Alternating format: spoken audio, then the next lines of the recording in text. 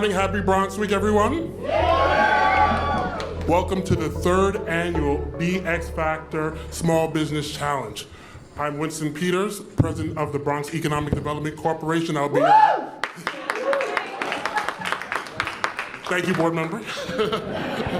And I'll be your host today, and I'm excited for this event, just highlighting entrepreneurship and innovation here in the Bronx. Let's kick it off with. Also, let's give a round of applause to the Bronx Music Hall as our host for this venue. Look at this beautiful venue. Also, I would like to thank everyone here in terms of supporting small businesses, in terms of the Bronx ecosystem, how we are growing from local to global as well. Additionally, I'd like to say thank you to our incredible media partner, Bronxnet, for helping us put this event together. Yes, give it up for Bronxnet. Today, we highlight 5 incredible Bronx entrepreneurs that embody creativity as well as resilience here in the borough. And we're so excited to have them here today as well. And so, before we get started, I would like to bring to a stage a leader that is a champion of Bronx small business as well as Bronx pride. I don't know how she makes it to all of these events, but she does. I think she does have a twin. I would like to welcome to the stage the Bronx Borough President, Vanessa L. Gibson.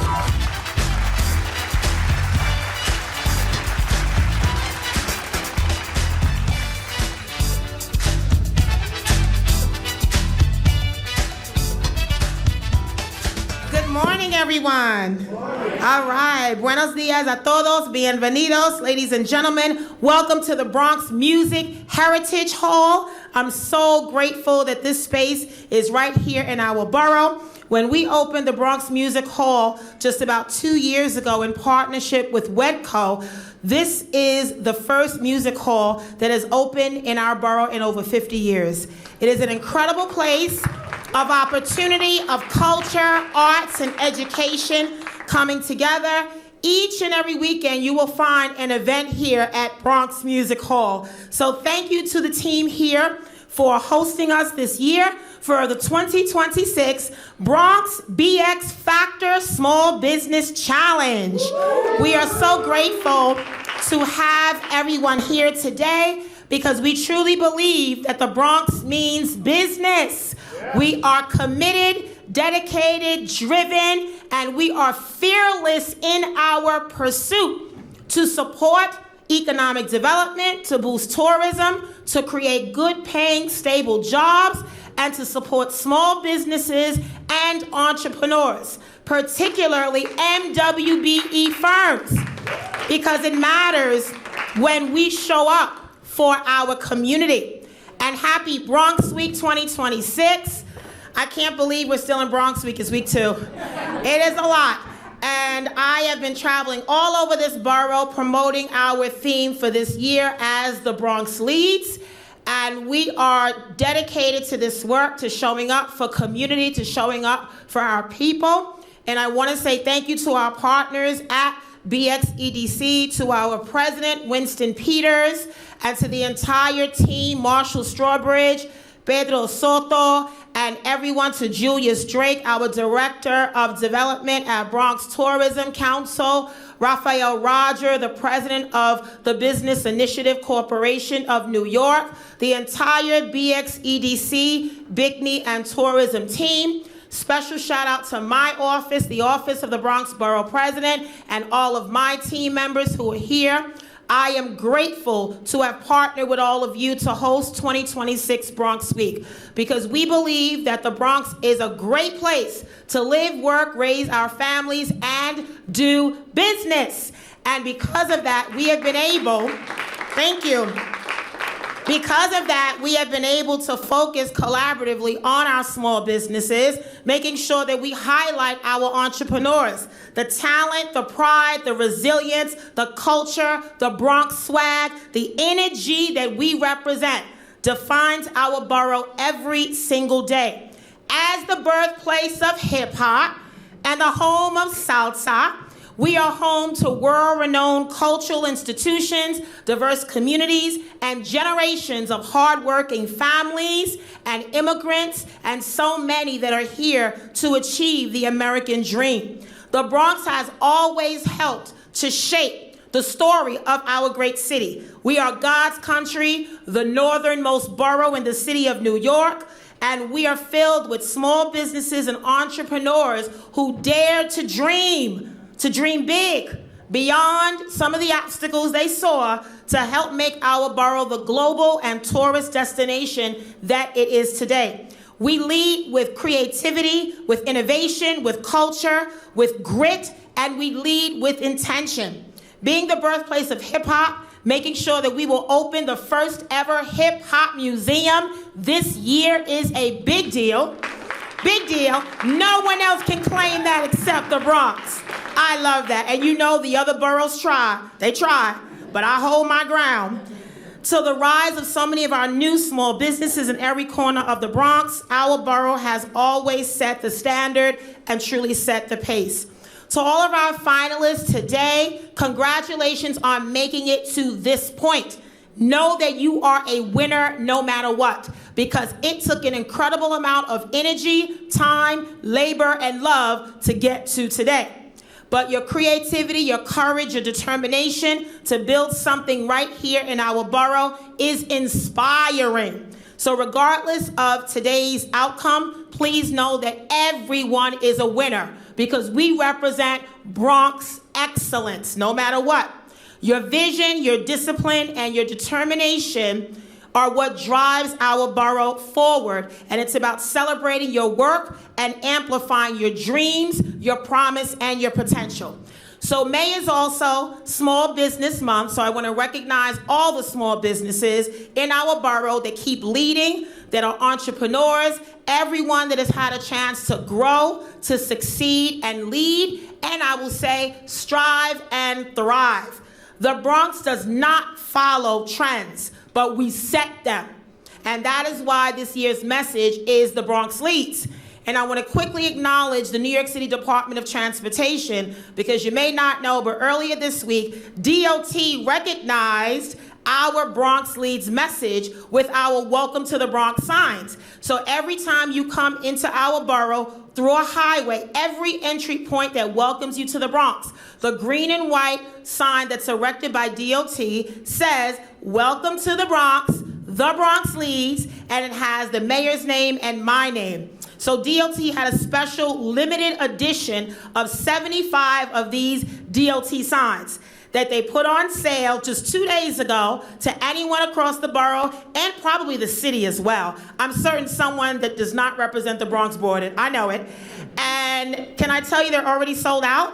Now, 75 is not a lot, so I'm asking them, since we still have a few more days of Bronx Week, if we could get a little bit more, and most importantly, make sure that revenue stays in the Bronx, right? Every other borough would do that as well. So we are just so grateful that we are striving and thriving together, and we continue to show the world our strength, our innovation, and what this borough represents. I know that it is challenging. I know that this field is not easy, but please know that in partners like Santander Bank, you have partners that understand, that are willing to help and step up, to add their money where their commitment is, and that's what this Small Business Challenge is all about. I'm glad that it's in its third year. It will continue year after year. It is such a fun event. I really love it. And it really is for all of you. So once again, thank you to all of our partners, to BXEDC, to Bickney, to Santander, to Verizon, to the New York Yankees, to the Yes Network that's been helping us, to the Bronx Music Hall. Thank you to News 12 Bronx, to Bronxnet, all of our partners. And finally, let me acknowledge all of our judges. Thank you, judges. That's not an easy job to be a judge now. That's not an easy job to be a judge, and I always decline. I never want to be a judge because it's really hard. Everyone is so talented. But thank you, judges, for your willingness to be a part of this, to help us strengthen small businesses, and to remind everyone that you are the backbone of this great borough. So thank you, everyone. Welcome, and happy Bronx Week, everyone.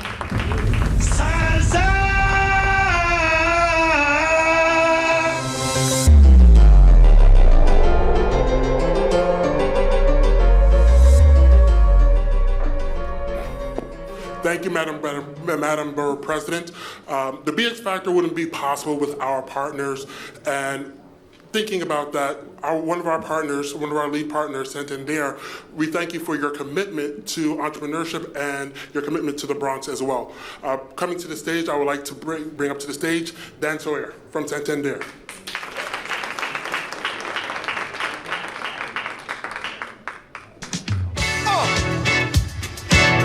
Are you ready? It's about that time, y'all. All right, good morning, everyone. It is wonderful to be here with you. My name's Dan Sauer. I'm District Executive for Santander, leading the Manhattan Bronx District. And on behalf of Santander, I just want to thank you for coming to this year's third annual BX Factor Small Business Challenge. Santander is especially proud to be part of this event. We were actually the inaugural funder of the BX Factor, and we've remained a lead sponsor every year since. From the beginning, we believed in this idea that businesses should have access to capital, resources, relationships, coaching, and that's how ultimately small businesses grow. So I want to offer a special thank you to Marshall Strawbridge and the entire BX EDC team for your leadership, your partnership, and your continued commitment to small business that helps develop our development across the Bronx. This program would also not be where it is without your dedication, stewardship, and ideation, which takes it to new levels every year. I mean, this is such an incredible space that we're in today, so thank you very much. I also want to thank our Santander colleagues as well and volunteers who have supported this ongoing effort. That includes those behind the scenes working with the BX EDC to enhance the program each year, and our head of corporate and middle market banking, Ellen Marshall, who's also serving as a judge this year as well. And to those who work in our branches, thank you. Your impact is felt, and we appreciate everything that you're doing within our community. At Santander, our broader community work is grounded in three priorities, and we often call these the 3 E's, which is education, employability, and entrepreneurship. These priorities are deeply connected to what we're celebrating today. Entrepreneurs need education, not just in the classroom, but also through coaching, technical assistance, practical tools as well. And that creates employability by building businesses that generate jobs and career pathways.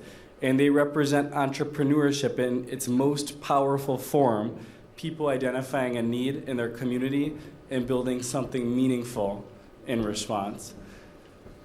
Our commitment to small business is reflected in Santander's community plan, which includes small business lending, community development, philanthropy, supplier diversity, and volunteerism. We also continue to support small businesses through programs like Cultivate Small Business, which helps early stage food entrepreneurs with a focus on historically underserved and low to moderate income communities through a free 12-week curriculum, mentorship, and capital grants. To date, Santander has supported more than 900 entrepreneurs, and we've awarded $3 million in unrestricted capital grants. But today is really about the 5 businesses that you're going to see shortly, and businesses that should make us all proud to represent the Bronx. My team has told me we're going to be very impressed with these presentations, so looking forward to that. I know it's going to be a really tough job to be a judge. I don't envy you guys for that. To our finalists, congratulations. You should be incredibly proud. You represent creativity, resilience, and ambition that really makes the Bronx small business ecosystem so strong. Whether your business is in food, tech, retail, wellness, the creative economy, or something uniquely the Bronx, your work matters. And you're building more than businesses, you're building community, you're building opportunity, and you're building momentum. Santander is honored to support your journey, and we're grateful to the BX EDC for creating this platform. So thank you again to Marshall, thank you to Winston, thank you to the BXEDC staff, and our co-lead sponsors, Verizon, the New York Yankees, the Borough President's Office, and everyone else who's helped to make the 3rd annual BX Factor possible. Thank you very much.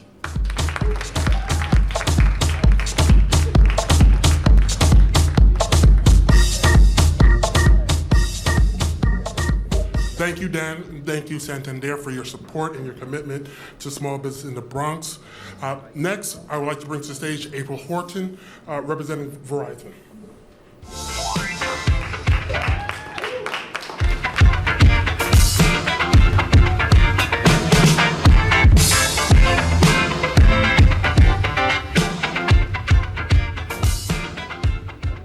Good morning.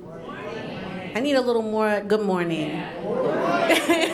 Good morning. My name is April Horton. I'm with Verizon. I'm from the Bronx, and I live in the Bronx. And I was raised in the Bronx, so I'm so happy to be here repping the Bronx on behalf of Verizon. And in addition, you know, under the leadership of Vanessa Gibson, like it's an honor to really to be here among the businesses that are really helping to grow the community. On behalf of all of us at Verizon, thank you for welcoming us to the BX Factor event. Thank you, Marshall. Thank you, Winston. Thank you, Julius. Thank you, Borough President. It's truly an honor to stand alongside so many inspiring entrepreneurs and business leaders like Santander and others. Sorry, it's been a little bit of a, I need some water. I have it, don't worry. No.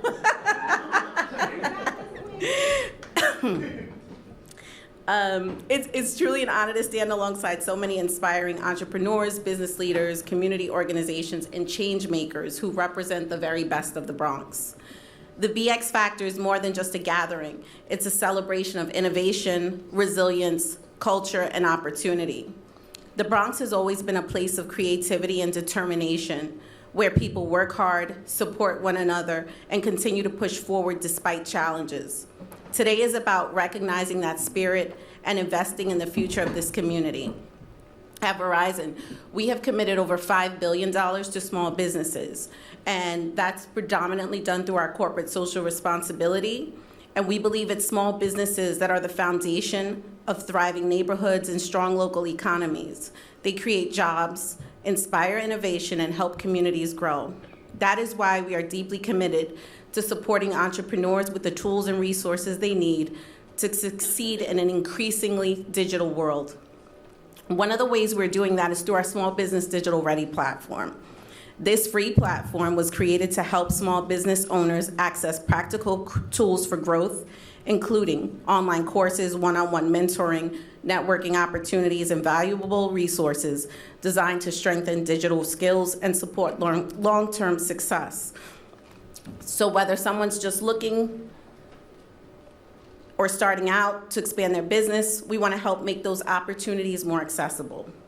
We're also proud to support the newly launched Supplier Business Accelerator Program, which I would encourage all new entrepreneurs to really align with and find out more information. You can Google it. It's called the Small Business Supplier Accelerator Program. And what that program represents is many businesses oftentimes are looking for opportunities to align with corporations or other businesses. And this is a way for them to do that. So sign up. Find out more information. I'm sure you'll find it very valuable if you haven't already signed up for the Small Business Digital Ready platform as well.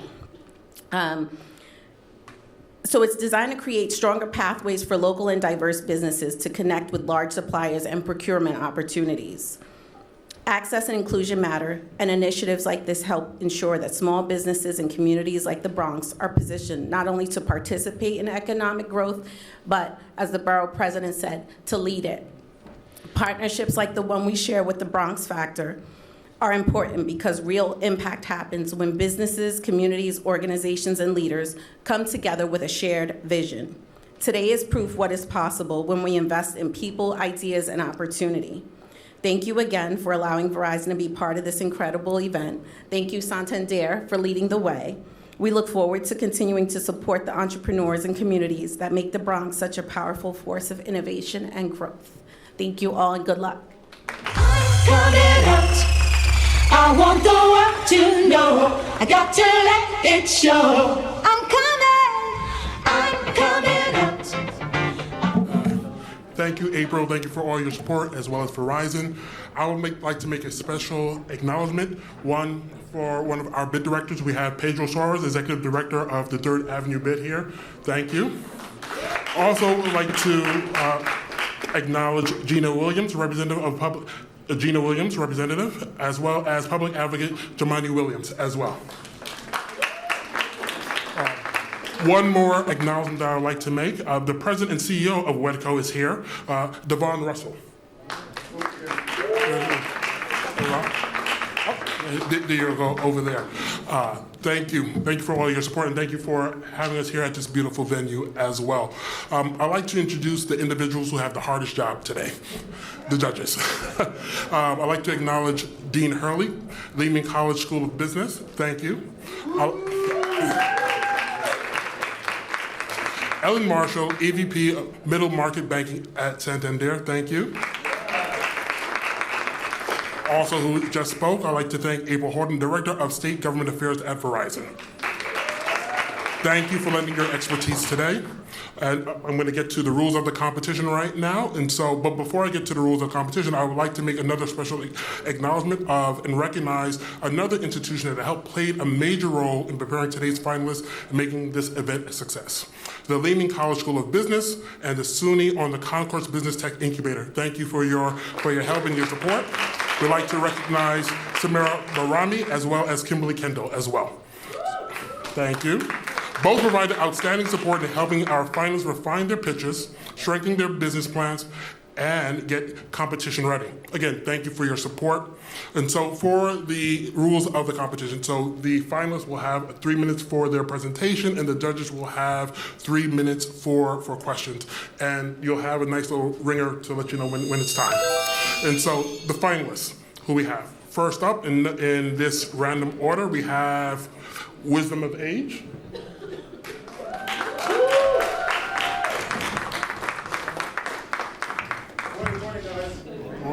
Morning.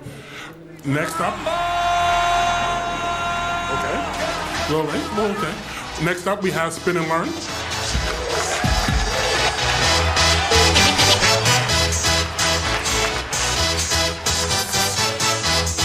After Spin and Learn, we have Sabale Tees.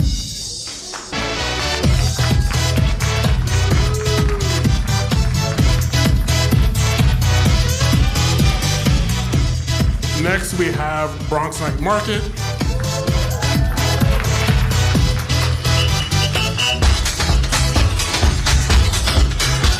Last but not least, we have Vibrant.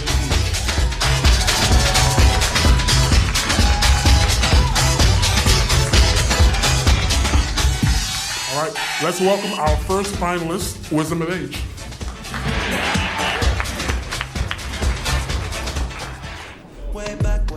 Check. Okay.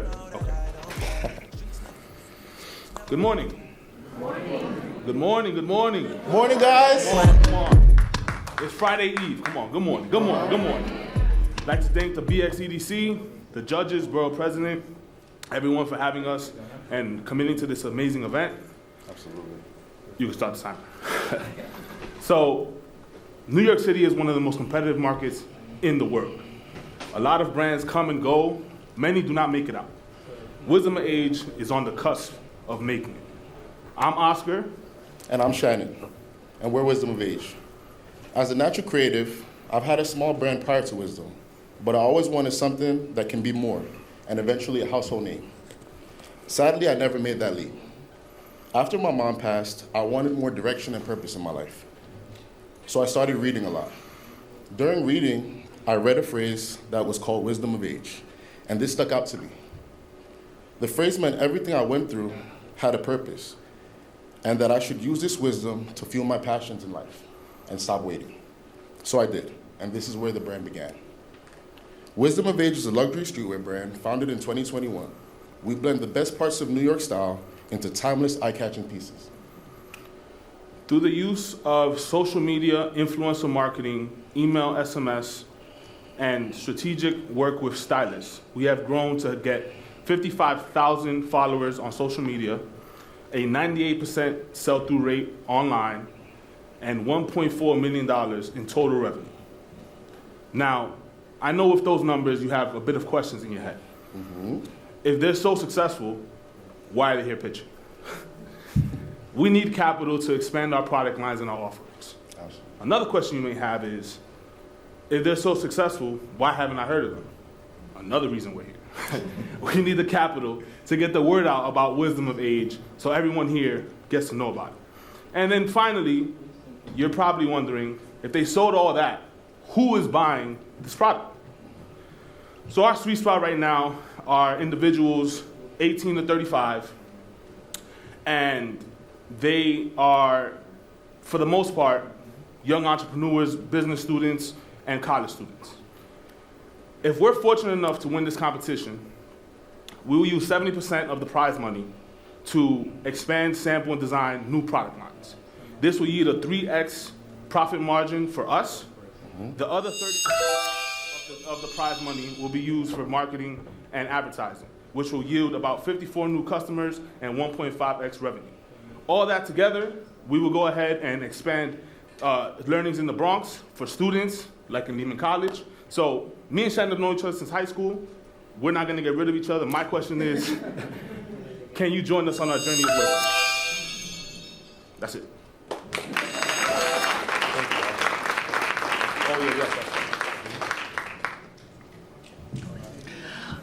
Where do you source? How do you see your sourcing for the product? Where do you get it from, and what's your lead time, and how do you plan around that? Right now we're sourcing from LA as well as China.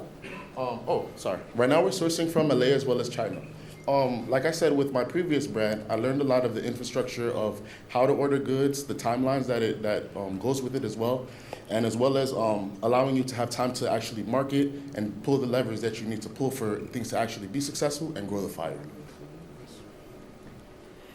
You mentioned that you have you want to spend a portion of the money towards promotion. Correct. How are you promoting your products at the moment?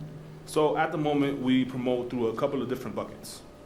Social media is one of the largest buckets just because it has the most impressions.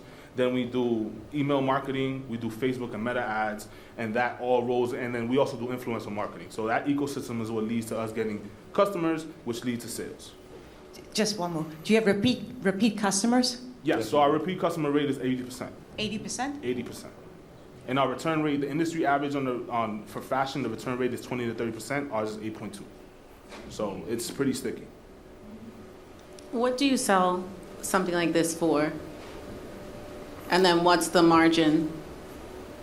The margin, this one we sell for maybe about $190. It depends on the style, the embellishments, and all the details that are on it. And generally speaking, it's a 3.5 from the initial investment. Landed. And what does it cost to make? This one, it depends. So shipping, obviously, and tariffs and stuff, so it's been raising a bit, but around 40.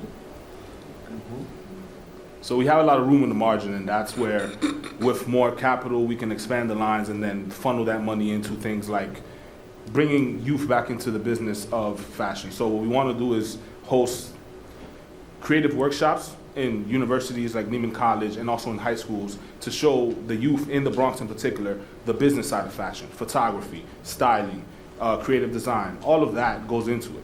And also that you can have a creative lane in your life. You don't necessarily have to go to school and be a lawyer or architect like I wanted to be when I was younger.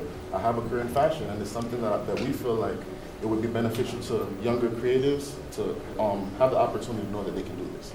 So there's been a lot, and thank you for answering that question. There's been a lot of, shifting to fast fashion. I wouldn't say that this is fast fashion. So Not at all. in that vein, how, in a crowded market where fast fashion is dominating, what is your kind of, strategy to corner the market or create a lane for yourself, even though you've done well with 1.4 in revenue, what's your lane? So as an avid New Yorker, we focus on style, and especially timeless style.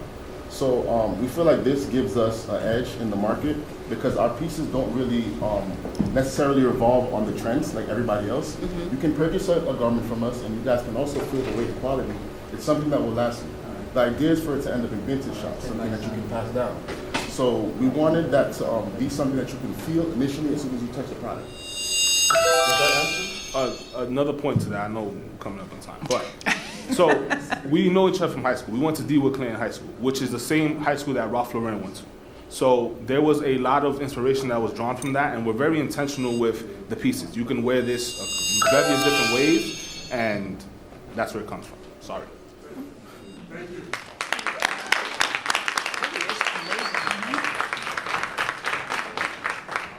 Thank you, Wisdom of Age. Just as a reminder, when you hear that little sound, that is time. Hate to be that guy, but we gotta be that guy. Next up to the stage is Spin and Learn.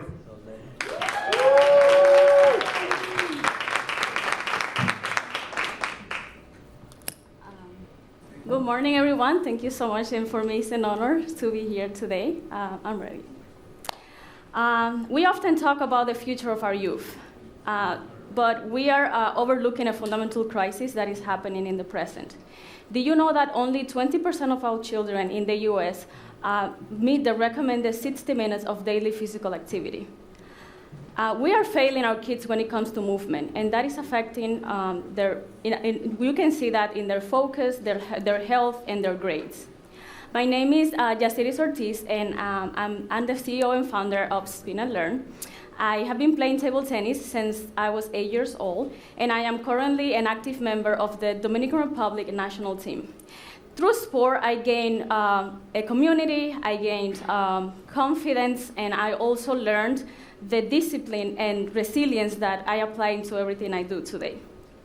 Through the sport, I have also had many doors open, which has been featured in the New York Times, NBC News, and appearing in the Mighty Supreme movie.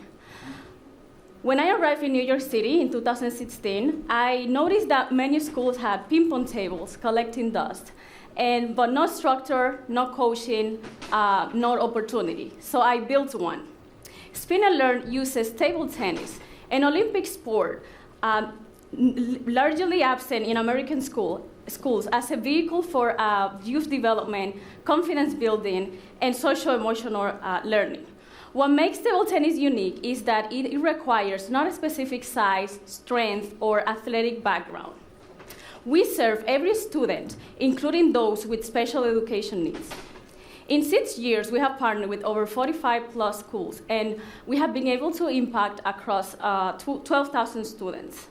Many of our schools come back to us year after year, and we reach our people and our young people through our programs and academies, resulting in improvement in student engagement and attendance. These programs are free to all of our students because we actually make the contracts directly with schools. I want to say a quick story about one of my students. He was in elementary school, and I used to teach him since he was in 2nd grade. And last year, I actually found him in high school, and he was very strong.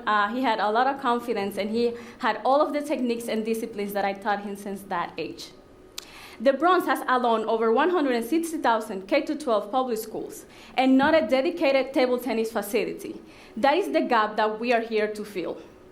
Not everybody can be served through the Department of Education, and what I'm doing here today is that I want to bring the opportunity to the entire community. With the additional funding, we can launch a 10-week program to serve participants from 80 to 100 participants during the day through 45-minute rotations. We are also city and state NWBE certified, and this is built on proven delivery. I'm proud of what I have done with Spin and Learn, and I'm ready to create the first table tennis academy here in the Bronx.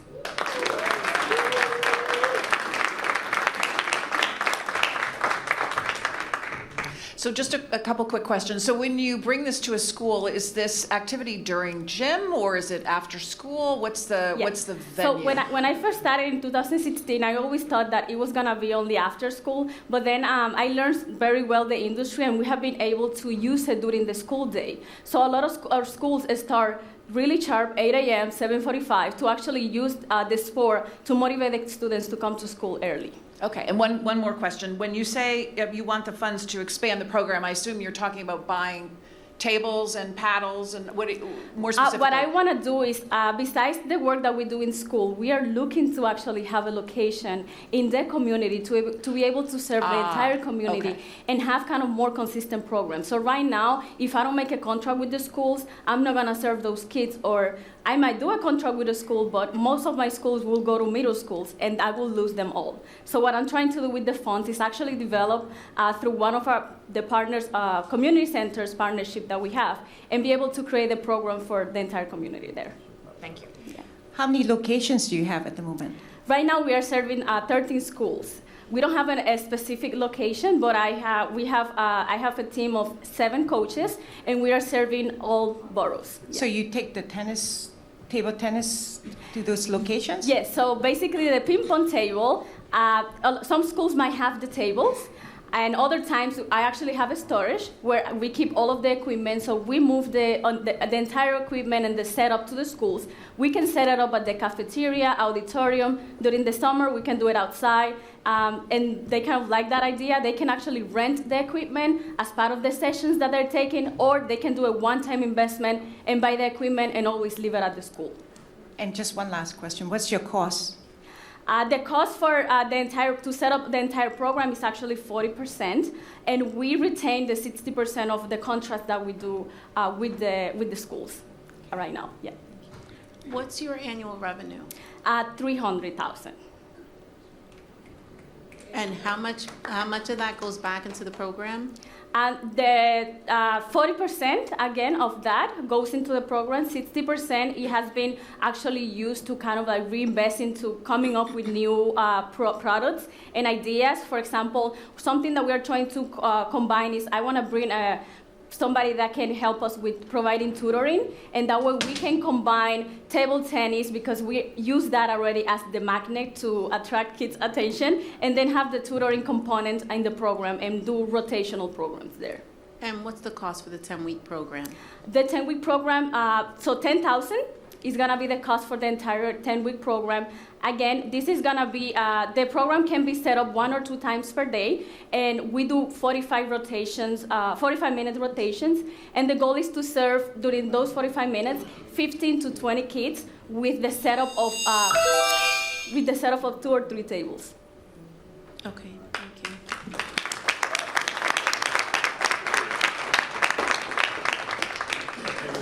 Thank you, Spin and Learn. Next finalist, we have Sabale Teef.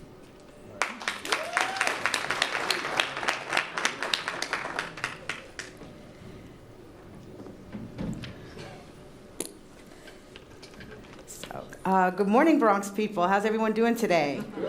Awesome. Very good. Very good. So I'm going to get right into it and help you to understand why Ciba Clay deserves this $15,000. I'm Regina. I'm the founder of Ciba Clay Teas. This business started with me trying to break up with the long-standing Coke addiction.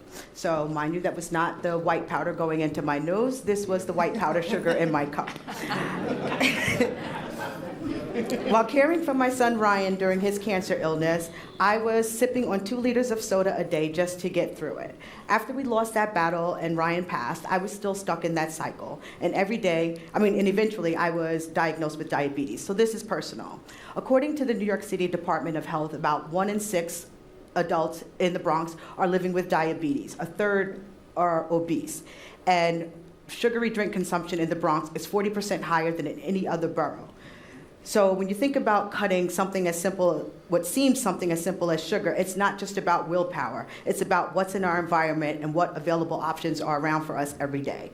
I realized I needed to make a change, not perfectly, but consistently. And that change for me started with African teas like rooibos, which are naturally sweet, 0 calories, and it helped me to replace that habit without feeling that I was depriving myself. It also became a ritual and a way for me to pour back into myself after running on empty for so long. That's how Ciba Clay Teas was born. Though today we sell direct to consumer through our website, socials, and in-person events. And we sold to customers in 40 states with lifetime sales of $150,000. Our core customers are women and caregivers looking for simple ways to support their wellness. Now we're focused on our next stage of growth, which is hospitality. Hotels are investing in experiential moments, reasons for our customers to return and come back day time and time again. And our teas fit naturally into that. It allows us to meet customers where they are, in spaces where they are already pausing and looking for towards trying something new. This $15,000 will help me to step into hospitality in the right way. First, with packaging and presentation. To enter hospitality, we need to have elevated, consistent packaging and curated tea offerings that meet hotel standards. Second, business development. I've already begun identifying and reaching out to hospitality partners, but access matters. This funding allows me to get into the right trade shows and right spaces like NABHOOD so I can connect directly with decision makers and move from early conversations into signed partnerships. And third would be digital infrastructure. So when those opportunities come in, our website is poised as a real sales tool, ready to capture and convert leads into business. Together, these work as a system to acquire, convert, and fulfill partners, which is what drives growth. This is how Sipa Clay moves from one-time sales into recurring scalable B2B revenue. Thank you.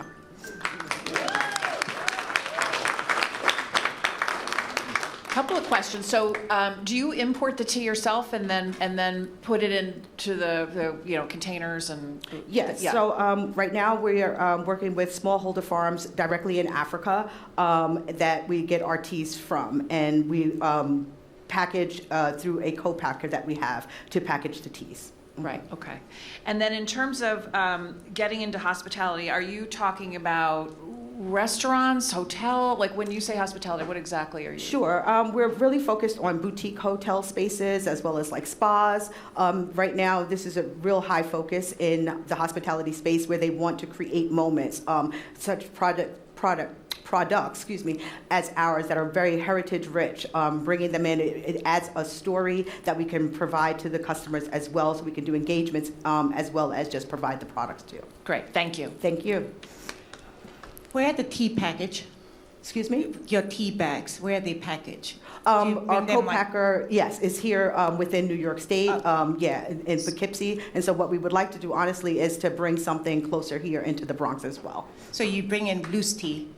Oh, we import loose tea directly from smallholder farmers in Africa. We're working with different farms within Malawi as well as South Africa, and looking to expand it to Kenya. A lot of people don't even realize that Africa is home to over 20 countries that produce tea. And so with our growth plan, at some point, we would like to even expand on the countries that we're receiving tea from. And how many employees do you have? Right now, we have just me. And actually, my number one employee will be graduating next month from Truman High School and heading off to college. So we will look to expand and bring on other employees as well. Right now, we do work with the internship program through Lehman College. So we have those on an alternating basis. But I'm looking to have permanent employees as well. Okay. It's like Wheel of Fortune. Can I get a T? Yeah. That's like one of the most common letters. So my question for you is, like, there are teas everywhere. Mm-hmm. Any kind, Earl Grey, this one, that one. What is really going to distinguish and set Sabale tea apart from the others? And why would someone want to, the 150,000 over time? How long has that been? We've been in business for actively operating for about 4 years, yeah. And so what makes us stand out really is just that our teas are, the niche of our teas is that they're coming in from Africa. You have your everyday teas, like you even mentioned, but a lot of people, a lot of tea companies anyway, are using plastics to in their tea bags, where we offer up a healthier product with our loose leaf teas and an opportunity for people to really refine their wellness. And so with them being two from Africa, and we also name each of our teas as an affirmation. So it makes it so that it's creating an opportunity for people to really pour into themselves.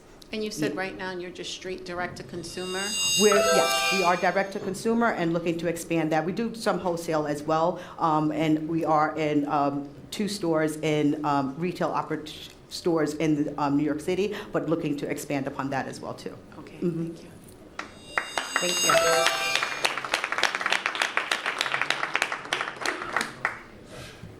Good job. Yes, good job. Thank you, Regina and Sabale Teas. Judges, y'all are giving some tough questions. Definitely some tough questions, but good questions. Next finalist up is Bronx Night Market.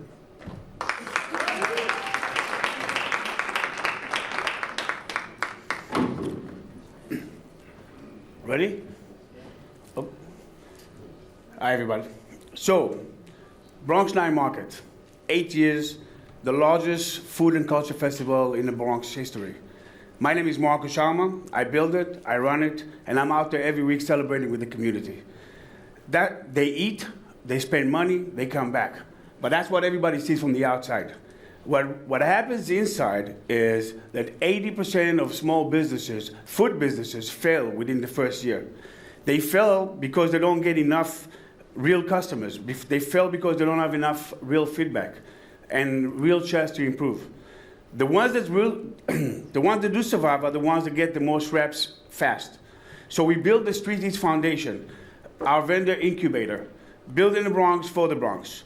We have people like Patricia Quintero, who is the owner of Henko Seafood. She sells ceviche in the market. She came through our program, and today she's running multiple events every week. She has 6 full-time employees, and she's opening her own catering business. There's just one example. We need a lot more Patricia. So that's why I'm here today. I'm asking for $15,000, not to pay for an idea, but to pay for transactions. The money will bring 15 new businesses directly into live marketplace, interacting with 100,000 customers every year. That kind of exposure takes years to build, if at all. For a micro business, 1 weekend with us means hundreds of transactions, real revenue, real data, no guessing. In 2024, we funded 6 businesses ourselves. In 2025, we funded 12. This year alone, we had already over 100 applications for the program. We don't have a demand problem, we have a capacity problem. Increase in transactions has improved performance by more than 20%. This is survival rate moving into the right direction. 15 more businesses means jobs, storefronts, bank accounts, purchase orders, payroll cycles, insurance, permits, taxes, and jobs. Did I say jobs already? Real businesses generating real economic activity every single week. This also strengthens us at the Bronxnet Market. Vendors stay longer, they perform better, and keep money in the borough. Your funding expands the pipeline, the system sustains itself. I want to be back here next year with receipts. I want to come with more Bronx businesses, higher retention, healthy balance sheets, because just like Drake said, started from the bottom. So, let's give Bronx food entrepreneurs a real shot early on and let them do the rest. Thank you.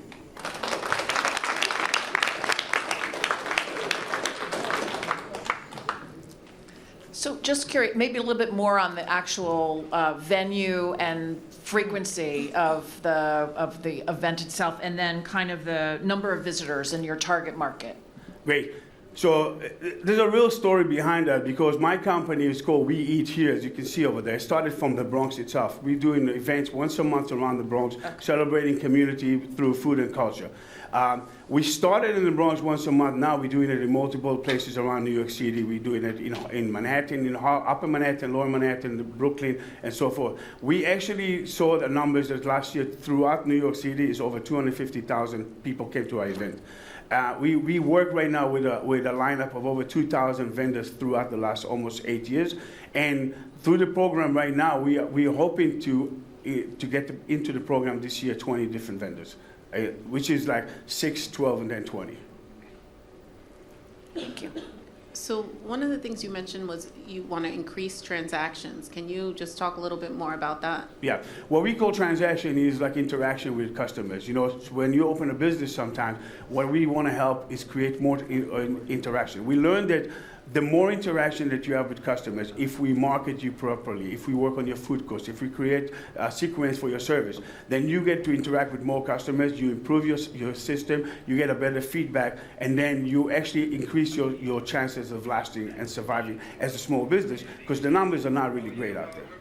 And so the $15,000, how would that be used? What we put a number is about $1,000 for our team to help with marketing, with food cost analysis, with surveying, and with also getting a feedback mechanism through our events in order to kind of continue working with the customers, which are in this case the incubator businesses, to increase the capacity.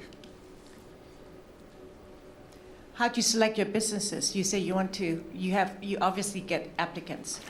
That's a great question. When we started, initially we thought about businesses that only been, in a certain time frame in business. But what we realized is we give them a small challenge. We have an application process that is about 14 pages, a little bit extensive. But through that, we understand if they are ready for the business. Now, some businesses have been in business already for a year. Some businesses literally just came with a George Foreman grill and a good idea of what they want to do, maybe family recipe. But we see the intention. We put them through a process to see if they're serious about what they do, in order to know that we're not wasting our time as well. So far it's been great, because really, like you weed who's not ready through the process. We also working on a new program to kind of get those who are not ready in order to help them to get ready. Also working with chambers and other stuff like that. Do you charge the businesses, because you have to support yourself, right? Yeah, we don't charge the business. I mean, we charge business as a model in the market, but we don't charge those businesses. If anything, we actually give them the resources for more resources for free, like free spaces and all of that. Thank you.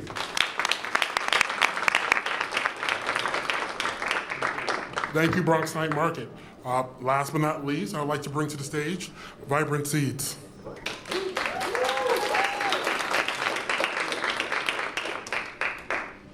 I don't wait until I'm all All right, so my name is Shakia.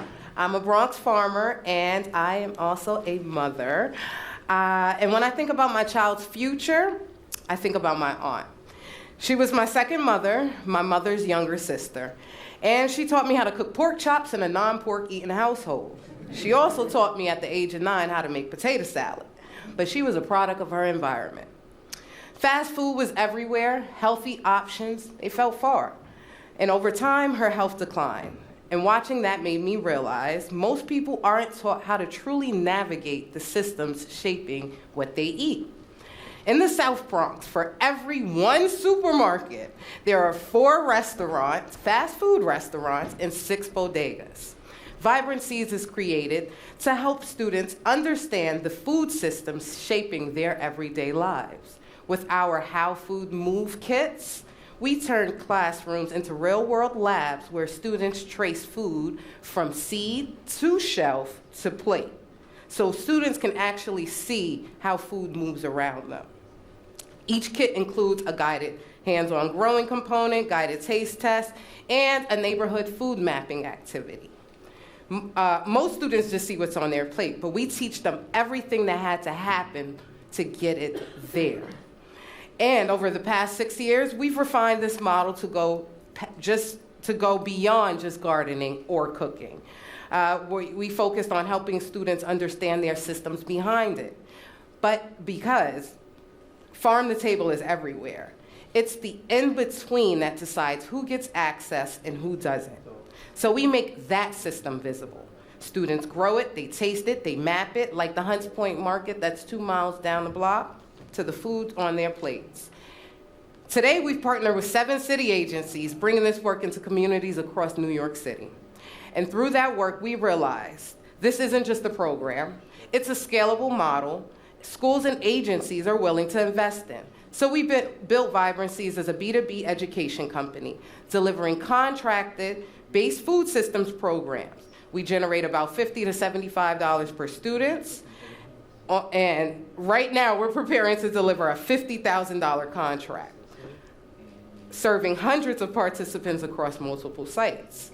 But doing that with limited operating creates strains, not on the vision, but on the execution.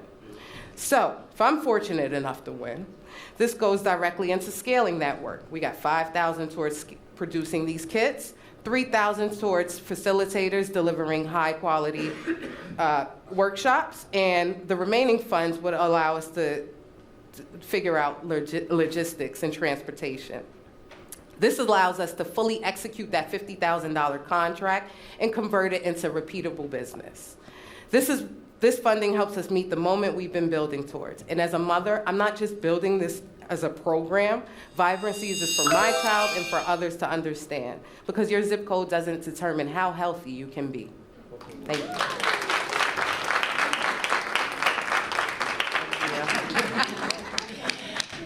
So thank you. So it sounds like your growth plan is to get more contracts with more schools?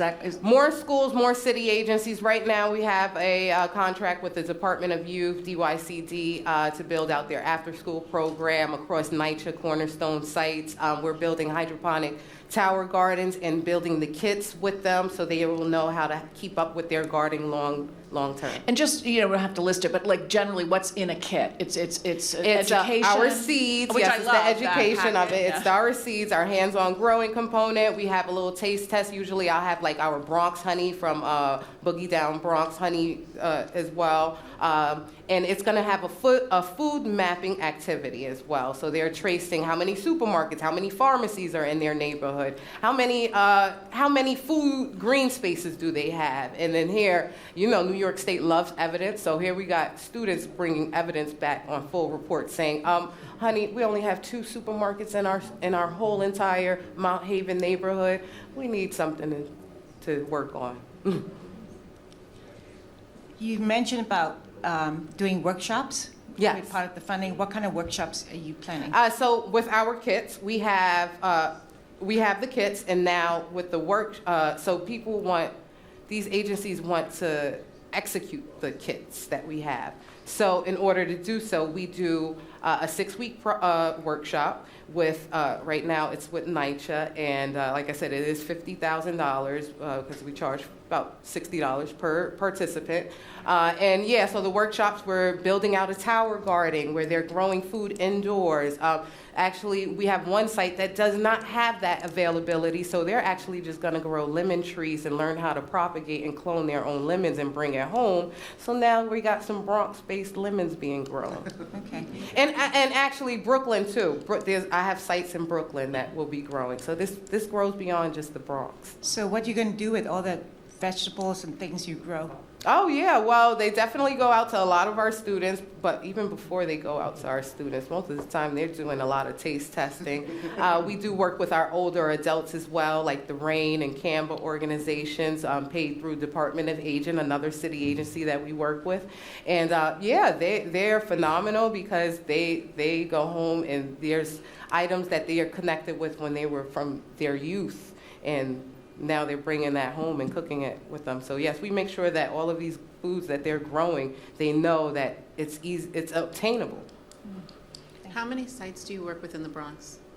So in the Bronx itself is about 7 sites. Yeah, just for the Bronx alone. And how many sites do you have in total? In total, now with the Cornerstone, honestly, yesterday we just grabbed another one. So I want to say it's about 21 now. 21. Yes. And what's your annual revenue? My annual income, $180,000.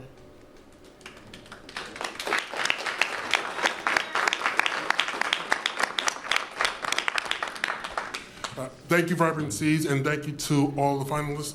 One, I want to say thank you for all of the work that you're doing here in the Bronx and making an impact for not just for your community, but for other small businesses as well. All right, again, can you please give it up for the finalists? You're out the hot seat now. You can leave, but also now comes the hard part for the judges. Judges will now be tabulating. We're taking you to another room so you can tabulate and figure out who's going to be the BX Factor 2026 winner this year. And so I believe Marshall will be escorting you to the green room for you to tabulate. During this time right now, I want to bring up someone from the New York City Comptroller's office, Mark Levine's office, Eves Phileas.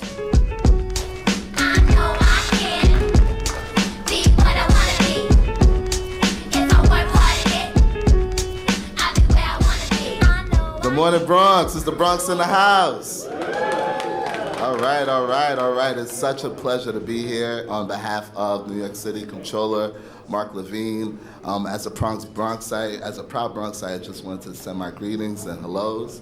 And first to say thank you to the Bronx Borough President for this wonderful Bronx Week event. Vanessa Gibson, give it up.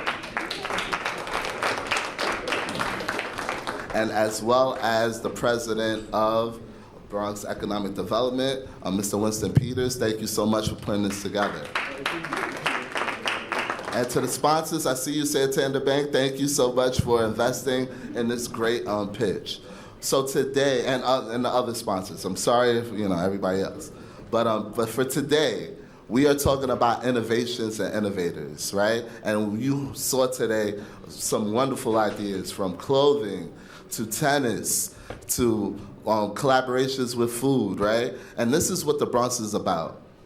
From the great consolidation of 1898, when the Bronx became a borough, right? We've had innovators, within our community, from the Percarelli brothers creating the Dome so you could go to Washington, D.C., to a young man from Uptown in the Bronx, which now one of my late mentors used to say, only bosses wear horses, Mr. Ralph Lauren, to an immigrant that came from Jamaica, creating a sound that if you turn on the radio or any type of media thing, the music that resonates through your ears came from this community. This is what we're about. This is what the Bronx is always about. And what you saw today were the phoenixes that rose from the ashes of this great borough. Let us continue to bring and push our message and our ideas to our future, because we are the footsteps of tomorrow. So I just want to say thank you and welcome, and continue to thrive, continue to push, and continue to be great.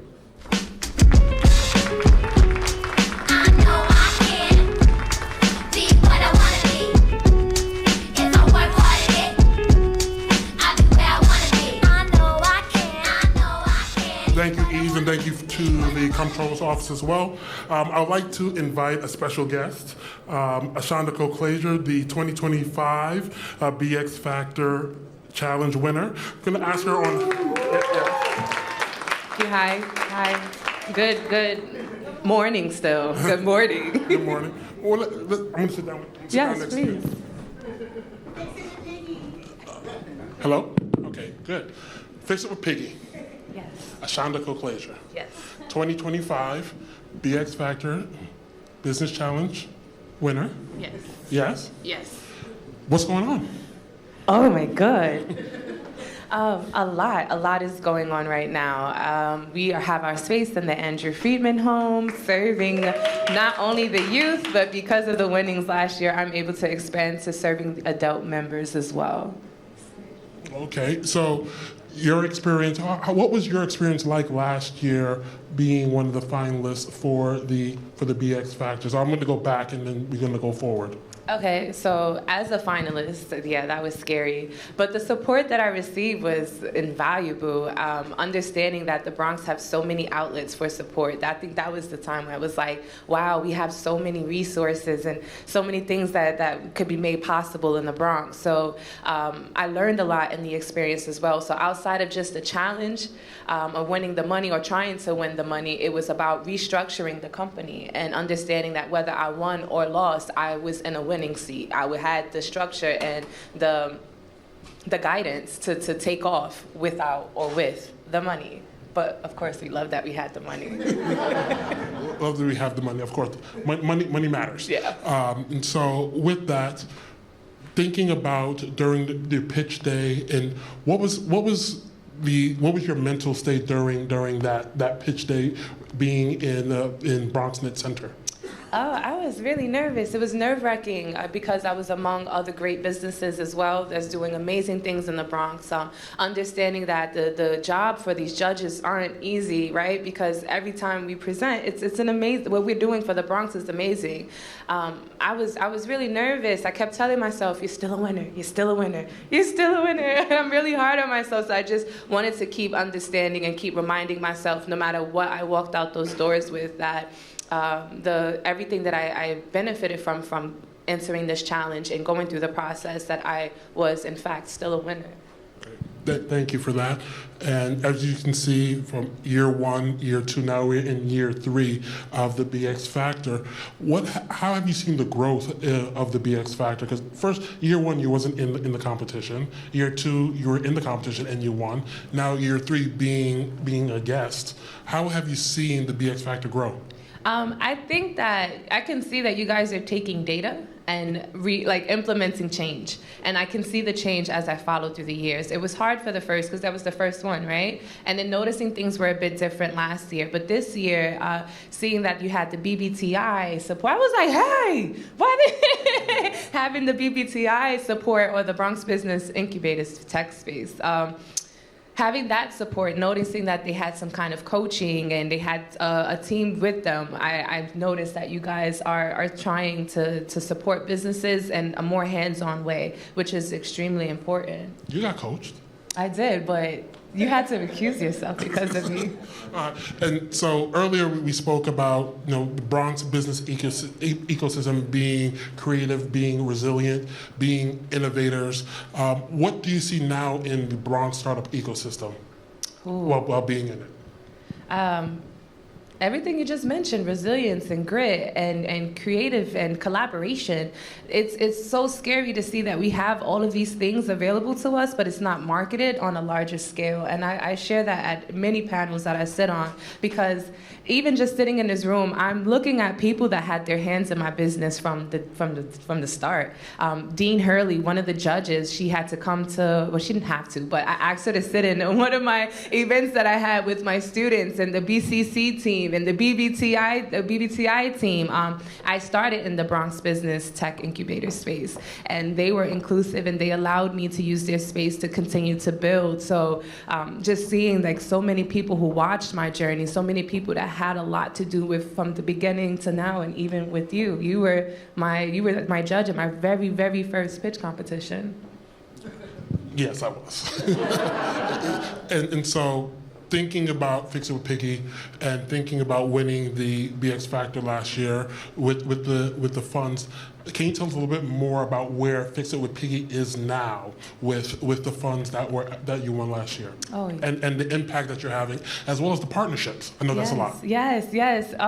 Starting off, having access to money like that pushed me to delve into my decision-making skills. It put me in a space and we're always making decisions as business owners, but to have that amount of money and say, I have the responsibility of impacting my community was really big for me. Having those conversations with you, learning to negotiate and learning to say this, to understand what matters most.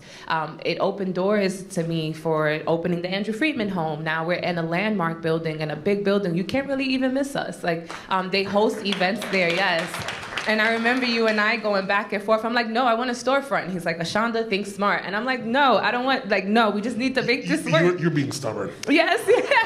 And I'm like, why doesn't this guy see what I want?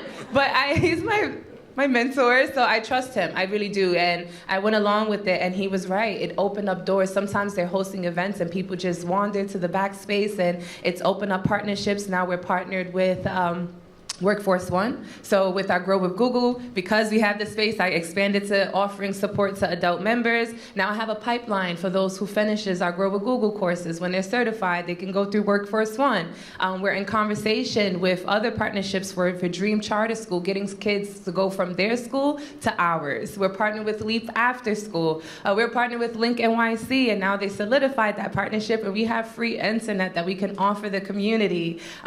It was a really scary thing to say, I'm going to take all of this money and spend it on a space. That was so hard. But even when I'm discouraged, when in the mornings, I walk into $10,000 every day, and it re-energizes me. Even when I don't want to get up, and I'm like, oh my God, another day. Walking in that space and having that reminder, that check is taped on that wall. It's still there. Yes. So it did open so many doors. It gave me a space to serve the community in a plethora of ways. It opened up another stream of revenue. I started as a repair company. I didn't always start as an education company. So being able to bring that factor back and offer low-cost repairs to the community is essential. So it did a lot. And so, again, something that I know, you help young people learn to work with their hands to repair hardware, fix iPhones, fix tablets, fix computers. And so what has that experience in terms of being able to open access for your young people? What has that done? I believe some of your interns are here. Yes, some of my interns are in the, hey guys, from APA, yes. And they're traveling all the way from Soundview. It gave me a space to build a partnership where the schools trust me now. Now I have a space to house these students, and we're not just virtual. Giving them that in-person effect again, showing them what coming to work really looks like, what coming to school really looks like. I have high school interns that end the internship and come back just to see me. I offer them free repairs as well to ensure that they can continue working and living in the spaces that they're in, whether it's college or high school. So if you have a broken phone or an iPad, they get those services from me for free. Yeah, you gotta help me because you learned this. But we don't charge them, just to empower them and ensure that they're always equipped with what they need, the tools that they need to succeed. Just having a space to be able to serve the students is, how can I teach repairs virtually? So we had to pivot, right? And we had to make things work. But now I get to actually implement the things that I was pitching for. That is amazing. And just what is next for Fix It with Piggy? And even before, everyone's like why? What? Give us a little history of the name Fix It with Piggy. Why? I'm Piggy. You're Piggy? Yes, I'm Piggy. Oh man, this is embarrassing. I used to hiccup a lot profusely, like random. I'll be talking right now and just go a hiccup, and I sound like a squealing pig, and somebody stepping on a pig. My friends used to call me Piggy. My son was 4 months, and I decided to leave the tech world to go to the DMV, thinking that I was at a more comfortable, more structured space. And he had a hole in his kidney, and he was extremely asthmatic, chronic asthmatic. And I was told that if I took the day off to sit with him in his surgery, that I would be written up, with documentation or not. July 2019 was the last day I ever worked for anyone else. I would tell myself I would never let anyone allow me to, or tell me how I'm able to show up for my children. So yes, it was my friends that was like, just fix stuff, just do it, Piggy. And I'm like, stop calling me Piggy. But once we got the logo, it was undeniable. Marketing wise, I didn't even know I was business savvy then. Cause I was like, yeah, people are gonna know this pig. It's me. She has freckles and everything. It was their idea to start the company. And then Piggy is very inviting. It's a conversation starter. The kids, she's on everything I wear. Yes. And then, it became an empowerment source for me to provide for my children. I used to fix phones in my car. When the pandemic hit, I'm fixing laptops. I'm showing up to coffee houses. And then it just kept growing. So it became from something that just kept a roof over our head to a space where we're impacting the community, where my children get to watch me do really cool things in the community, and they still don't think I'm cool. Yeah, I hang out with your sons, and they're like... No, right? Like, they're just like, who is this lady? I'm like, they're like, you're having trouble paying bills. You keep giving stuff out for free. And I'm like, what? And so you said something that was very poignant. You really talked about what you were doing was help you survive, but now you're thriving. And making an impact in the work that you're doing in the Bronx as well as beyond. So what is next for Fix It with Piggy? I want to put you on the spot. What's next? What do you want the next thing to be? So I want my community to be stronger. We're the only full-service tech hub in the Bronx, meaning you're the only place you can receive tech services and education under one roof. So right now, my bottleneck is trying to, how do people find out about Piggies? And that requires us having a team. So my challenge right now is acquiring a team, employees, and getting the word out about Piggies, because it's just me. I'm the educator, I'm the technician, I'm the accountant, I'm everything. And I do get interns on an incremental basis, but having a team, a family that can call Piggies home. So I just want to make my network stronger, keep providing to more adult members. The youth, I got the youth. We need more adult members. And just knowing, I want the Bronx to know where to go. We partner with Parsons School of Design so that we can offer free tech to the community. So if you need a laptop, a tablet, you can come to us for free tech rentals, but no one knows about these things. Telling the Bronx about Piggies, getting a team. So free tech rentals, what do I mean? Free laptops? Free tablets, we have speakers, projectors, and this was all given to us from Parsons School of Design. So free? Free 99? Free 99. Just come to us, you fill out your forms. Don't worry, we got software that'll shut it down after your rental time. Yes, we need it for the next person, but this is a pilot program, and hopefully we have more people willing to take advantage of these things. So where can they find out about this pilot program and get the free 99 tech equipment? Fixitwithpiggy.com, Fix It With Piggy on Instagram. Come to 1125 Grand Concourse in the Andrew Freedman home. Fix It With Piggy. I think, again, something, I was having a conversation earlier, and it's important to know that there are not hidden gems, but these gems in the Bronx, these small businesses, these entrepreneurs, these solopreneurs like yourself that are really making an impact here in the Bronx. And so I implore everyone here just to share what the work that Fix It With Piggy is doing, share the work that all of the other finalists are doing, because it is important work. And for us at the BXEDC, is like, how can we help businesses grow from local to global and really make an impact, not just in their communities, but also in the world. So again, we thank our partners. We thank Santander Bank. We thank Verizon. We thank Yankees, the New York Yankees, for their support in making events like this happen, as well as empowering small businesses like yourself. Yeah, I'm too busy to brush my hair because of this. That's crazy. I'm like, oh my God, it's a good challenge. This is good. And I'm very appreciative for all that I've received through the Bronx, through the BXEDC, through Lehman Continuous School of Studies, and I mentioned you, Miss Dean Hurley. Yes, I wouldn't be here if it wasn't for everyone who had their hands in the journey. And I appreciate it. I just want to keep building. Thank you. Thank you, Ashonda. Everybody get up.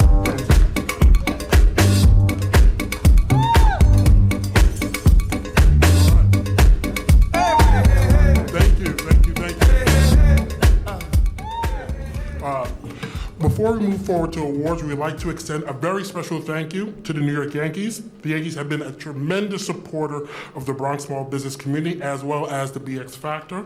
And this year, they are continuing that commitment even further. In addition to providing financial support to the program, all of today's BX Factor's finalists will be invited to the field at Yankee Stadium to be recognized during one of their season games. So again, thank you to the New York Yankees for their support. And now, the moment we've all been waiting for. Judges, was it tough? Brutal. It was very difficult. Good. Good. I'm glad I'm not a judge. Can I just say something, Winston? I mean, I think on behalf of the entire judge committee, we really just want to let all of the finalists know how appreciative and grateful we are just for their entrepreneurial spirit, their innovation, and really taking the time to participate in this event today and allow us the opportunity to ask them questions that we hope will, help them scale and elevate for the future. So, it was a very difficult decision for all of us.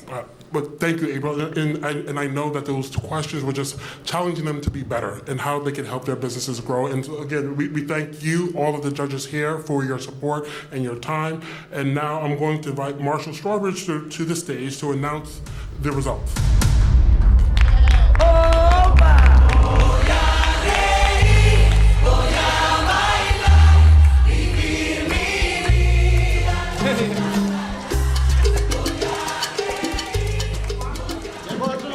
Thank you, everyone. A lot of folks to thank. I can't believe we're in year 3 of this competition. It's gotten better and bigger every year. I think this is, objectively, for folks who've been with us all 3 years, this is by far the best presentations we've seen from our small businesses. So please give them a round of applause.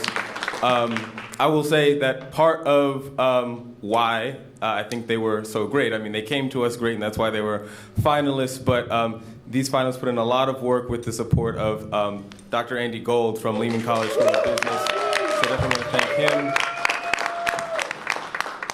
Of course, thank you to Santander, Verizon for your support, the New York Yankees for their support, but also another round of applause for Bronxnet, the Bronx media sponsor here today, for making all of this possible that you see. That was really tough. You all weren't in the room, but it was a really tough conversation. I think we changed our order about 3 times. I actually forgot the order. I had to go ask. But it's really a testament to how hard these businesses have worked And so it's a tough decision, and so that's why everyone's walking home with a cash prize today. So that's really exciting and recognition of all the work that they put in. We have two runners-up who will be walking away with $3,500, and the first of those runners-up is Vibrant Seeds.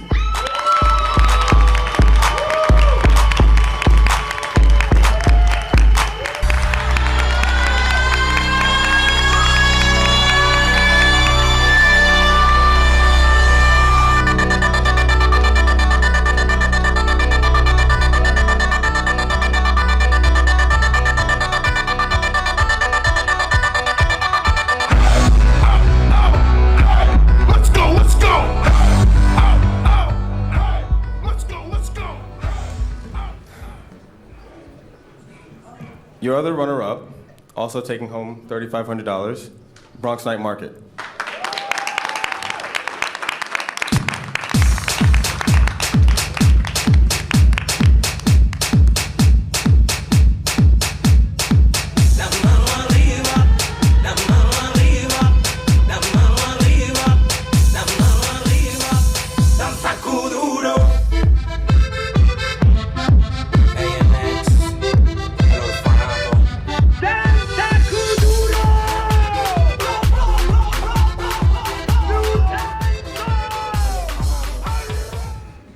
And our winner, taking home $15,000, presented by Santander and Verizon and the New York Yankees, and the Bronx CDC, Big Me. Congratulations, Wisdom of Age.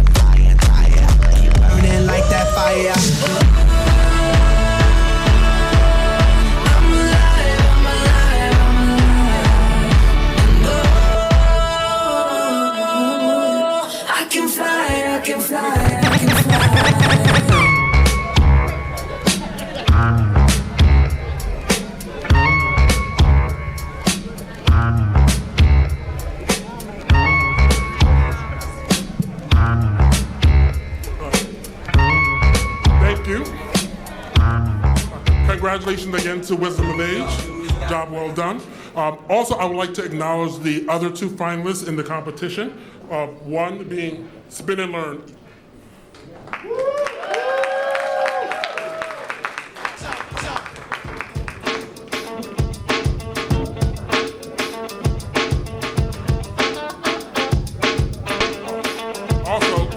So everyone leaves with something. Everyone is a winner, and so for these last two finalists, Spin and Learn is getting $2,000 towards her business as well.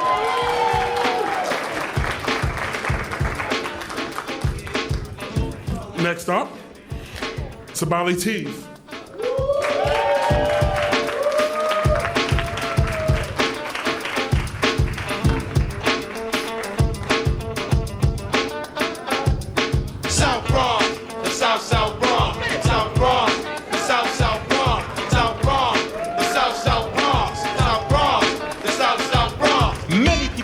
This style is terrific. It is kind of different, but let's get specific. KRS-One specialized in music. I'll only use this type of style when I choose it. Party people in the place to be, KRS-One attack. You got dropped off. Thank you, everyone, for being here. Thank you, Madam Borough President. Thank you, Santander Bank. As we close out another BX Factor, Santander, we would love to do this again next year. How we can make it bigger and better. We thank all of the finalists for all the hard work that they have done. We thank you, judges, for the hard decision that you have to make. We thank you, Lehman, for all your support in helping the finalists as well. Again, as we close out, happy Bronx Week. Let's keep supporting small business. Let's keep on supporting the entrepreneurs here in the Bronx so that they can grow from local to global. Thank you and happy Bronx Week, everyone. This is how we do.